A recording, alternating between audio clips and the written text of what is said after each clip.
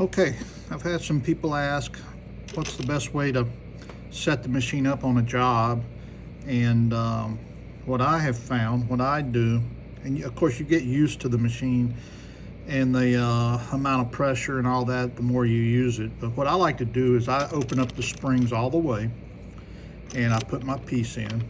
In this case I'm using a 2mm piece of wood, but as you can see I have it so loose that I'm not really even getting any bend or anything like that. Now from this point I'll tighten the screws until I feel a snugness. You know, I just want it to be snug. I'm not really clamping down, and I imagine, and then I'll give it a test. Now I can feel the piece is under pressure now. I can feel it, but I'm still not getting any. I'm not getting any bend on that. So this is about where I like to start. So believe it or not, really just a quarter of a turn of the screws is all I would do in one movement.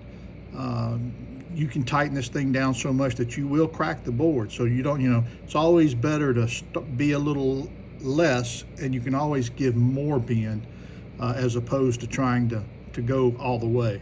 So I'll give it a little quarter of a turn, and it's probably going to give me a good bend here.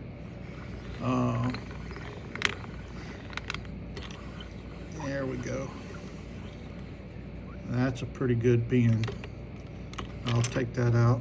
Now you can see that bend, but we're going to get more than that. So we're going to go about another, not quite a quarter turn. I think we're pretty close.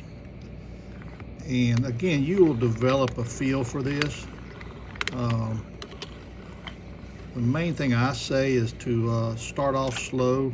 You see that bend, no cracking. The wood's still perfect.